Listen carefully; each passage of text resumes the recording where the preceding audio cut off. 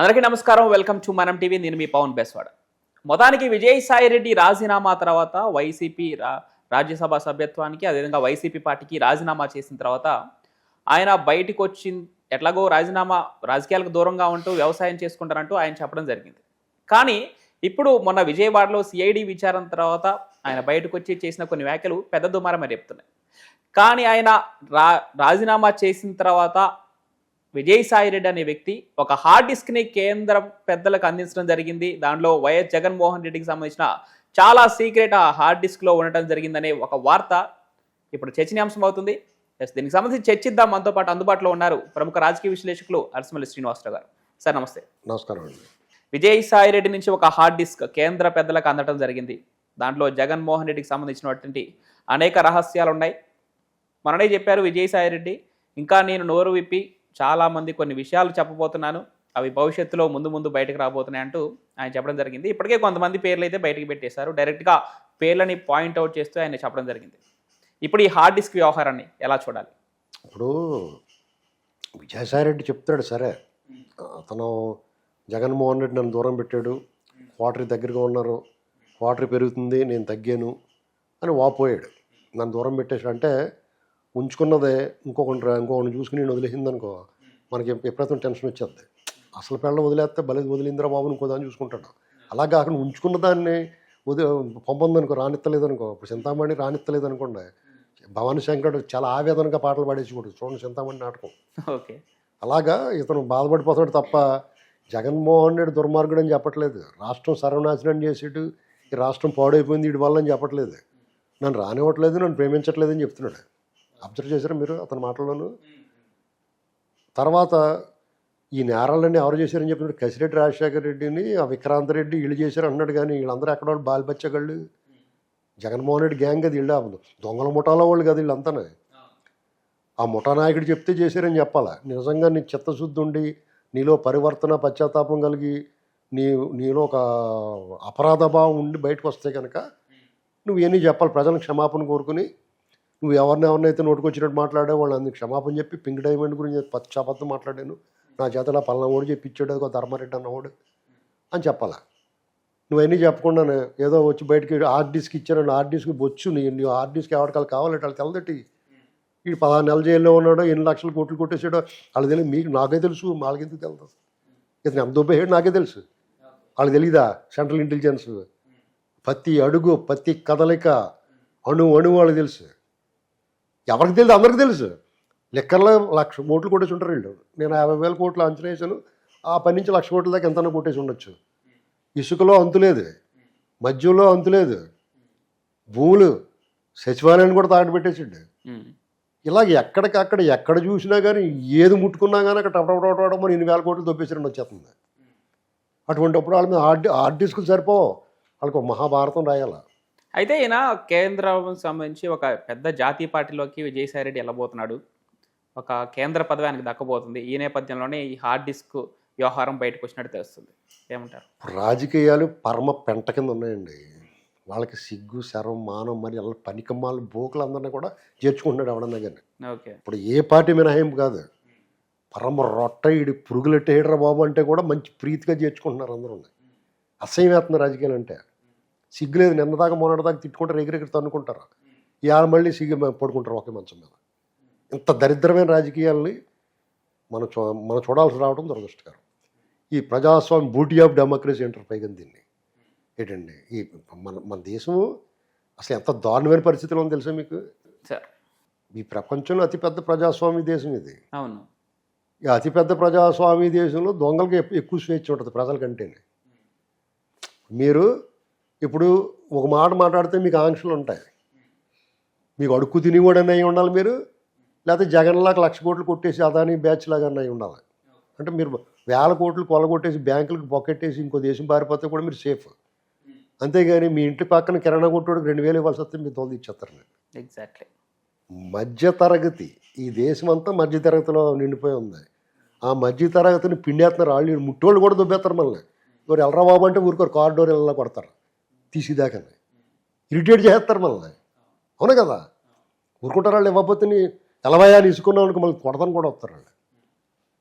పెద్దోళ్ళు అంతే. మీరు ఈ దేశంలో బలేగా ఉన్నాం అనుకోకుండా, ఇది ప్రజాస్వామ్య దేశం కిందన్నా మార్చేయండి. ఇది వ్యక్తి స్వామ్యం. ఆ వ్యక్తి తాలూకు బుర్ర, బుద్ధి, జ్ఞానం అన్నీ కరెక్ట్గా ఉంటే బాగుంటుంది. లేకపోతే ఆడికి వికారం ఉందనుక వికారం నడుస్తుంది. ఉమ్, ఇప్పుడు జగన్మోహన్ రెడ్డి వికారం ఉన్న మనస్తత్వం ఉన్నవాడు వచ్చాడు, అరాచకం చేసాడు. పట్టపగలు దొంగలు కూడా అర్ధరాత్రి దోస్తారు, వీళ్ళు పగలే దోసేస్తారు. దొంగలు ఏం చేస్తారు, రాత్రి వస్తారు కదా దొంగతనానికి, పగలు చేయరాళ్ళు. కరెక్ట్గా రాత్రి 1 గంట 2 ఆ టైంలో వస్తారు, అందరూ పడుకునే టైంకి. ఉమ్, వీళ్ళు అలా కాదు, పగల కూడా వస్తారు, లూటీ చేస్తారు వీళ్ళు. బ్యాంకుల దగ్గర సూట్ కేసులు ఎత్తుకుపోయే రకం వీళ్ళు అందరూనే. ఆ బ్యాచ్ వాళ్ళని ఏమీ పీకలేకపోతున్నారు. ఈ చట్టం న్యాయం ఏమీ పీకలేకపోతుంది. మరి ఇది ఏ రకమైన దేశం చెప్పండి? ఇక్కడ ఏం నడుస్తుంది చెప్పండి ఈ దేశంలో? నేను మిగతా వాళ్ళందరినీ పక్కన మన కళ్ళ ముందు కనపడతాను చెప్తాను మీకు. 10-12 సంవత్సరాలు 13 సంవత్సరాల నుంచి బెయిల్ మీద తిరుగుతున్నాడు దొంగ, ఉమ్, నిందితుడు. కొన్ని దొంగ కాదనుకోండి. 16 నెలలు జైల్లో ఉన్నాడు, కేసులు ఎస్టాబ్లిష్ అయ్యి అతను ఆస్తులు సీజ్ చేశారు. ఇప్పటి వరకు అతను కోర్టుకు ఒక్కసారి కూడా హాజరవ్వకపోతే ఏం పీకుతున్నారు ఈ పేరు మోసిన దర్యాప్తు సంస్థలు, గొప్ప వ్యవస్థలు, పాలకులు. ఇప్పుడు వ్యాఖ్యానాలు జడ్జిలు గట్ట మరి వెంటనే తేల్చేయాలని గొడవ చేస్తుంటారు. మరి ఎవరు పట్టించుకుంటారు దీన్ని? ఏం సంకేతం వెళ్తుంది ప్రజలకి? ఏం సందేశం ఇస్తున్నారు? మీరు గట్టిగా దుబ్బేంటారా? 10 రూపాయలు 5 రూపాయలు కాదు, కోట కుంభస్థలాన్ని కొట్టేసి 1,00,000 కోట్లు కొట్టేయండి, మీరు హ్యాపీగా తిరగచ్చు అని చెప్తున్నట్టే కదా ఇది. చెప్పండి మీరు. అంతే అంతే. సరే మర్డర్, అది ఆస్తులు డబ్బు సంపాదన కనిపించి వాళ్ళ బాబాయ్ మర్డర్ కేసు ఇలా పడుకోబెట్టి అరేబియన్ రెస్టారెంట్లో పెద్ద ప్లేట్ నిండా బిర్యానీ పట్టుకొచ్చి పెడితే ఇలా తినేస్తారు అందరూ, తలకోక అతన్ని అలా కొట్టి చంపిస్తారు అతన్ని పడుకోబెట్టేసి. ఆ కేసులు ఇప్పుడు వరకైనా 6 చచ్చిపోయారు. వాళ్ళందరూ వాళ్ళే చచ్చిపోతారు పాపేటు, కానీ వీళ్ళే పంపిస్తారు కానీ వాళ్ళు చచ్చిపోయారని చూపిస్తారు. సాక్షులు అందరూ అంతర్ధానం అయిపోతారు. ఆ సిబిఐ కేంద్ర దర్యాప్తు సంస్థ అబ్బోయ్ అనుకుంటాం. సిబిఐ అంటే అబ్బా సిబిఐ అంట మనం. అంత దద్దమ్మల్ని అసలు ఈ కేసులో పరమ దద్దమ్మలు అయిపోయారు. మొత్తం ఎస్టాబ్లిష్ చేసిన తర్వాత పెద్ద బాల్ ఉందండి కానీ చిన్న కన్ను ఉందండి మా ఫ్రెండ్ ఒకడు. అలాగా ఇంత దర్యాప్తు చేసి ఎస్టాబ్లిష్ చేసి అలా వదిలేసేది. దీన్ని ఎవడాపుతున్నాడు? అతను కనీసం కోర్టు రాడు. ఎదురుగుండా తాడి చెట్లు కనపడుతున్నాడు అవినేష్ రెడ్డి. ఈడే చంపేయడరా బాబు అని. కట్లు కట్టినడు పోతాడు, కుట్లేసినడు పోతాడు, ఆ వాచ్మెన్ పోతాడు, ఆ కార్ డ్రైవరు పోతాడు, ఇందులో ఇన్వాల్వ్ అయిన వాళ్ళు పోతారు. రేపే మాపై కంప్లైంట్ ఇచ్చిన ఆవిడని కూడా పంపించేస్తారు. ఎస్, ఇప్పుడే తనకు కూడా అంటే వివేక కూతురు సునీత వాళ్ళు బరి తెగించు ఇన్ని చేసినప్పుడు వాళ్ళు ఏం పీకలేనప్పుడు ఎవరన్నా లేపేస్తారు.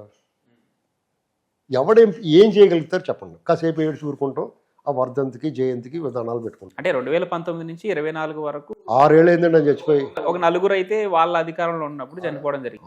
6 చచ్చిపోయారండి. 9 నెలలు అయింది వీళ్ళు వచ్చిన తర్వాత. సిబిఐ చేతిలో ఉందంటారు వీళ్ళు. అప్పుడు కూడా ఏమనివారు, మేమేం చేస్తాం సిబిఐ చేతిలో ఉందనివారు.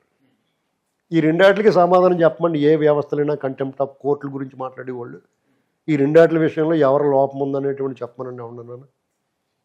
ఈ దేశంలో నువ్వు ఎలా బతకగలవు? గుండెల మీద చేసుకుని అంటే మూసుకుని ఇంట్లో పడుకుంటే నోరెత్తకుండా బతకగలవు. నీ పని నువ్వు చేసుకుంటే రెక్కలు ముక్కలు చేసుకుని ఈ గాడిదలు కోట్లేసేస్తే అంతేనండి. అవునా కదా? మీ బాధ్యత ఏది? ఎవరికన్నా బాధ్యత ఉందా?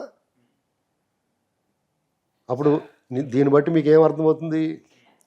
నువ్వేమన్నా చేయి, డబ్బులు సంపాదించుకో, పీకలు పుసేయి, హాయిగా బతుకు, ఎవడెవడికో సూట్ కేసు ఇచ్చేయి, సెటిల్ అయిపోతాయి. అదేగా చెప్తున్నారు వాళ్ళు. సరే, ఇక్కడ విజయసాయి రెడ్డిలో ఒక కన్క్లూజన్ ఇవ్వండి.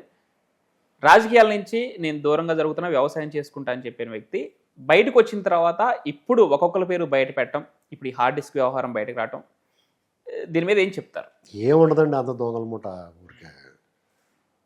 ఇది విజయసాయి రెడ్డి, జగన్మోహన్ ఎవరినే నమ్మకూడదు మీరు. ఆ అర్హత లేదు, ఆ సమాజంలో ఉండడానికి అర్హత లేదు వాళ్ళకి. వీళ్ళందరినీ ఈ ప్రభుత్వం కరెక్ట్ ప్రభుత్వాలు అయితే పైన కింద ఉన్న ఒకటే ప్రభుత్వం ఉంది కాబట్టి వీళ్ళు సిన్సియర్ అయితే వీళ్ళందరినీ ఒక షిప్ ఎక్కించి ఏదో దీవిలో వదిలేసి రావాలా. చుట్టూరు మొసళ్ళ గెసలు పాడేలు బయట రాకుండా అంతే. ఇప్పుడు వీళ్ళని శిక్షించలేదు, దమ్ము లేదు వీళ్ళకి. ఇక్కడ జైల్లో పెట్టి దమ్ము లేదు. ఒకవేళ నిజంగా జైల్లో పెడితే కూడా జైల్లో ఉన్న వాళ్ళని బాగు చేస్తారు వీళ్ళు.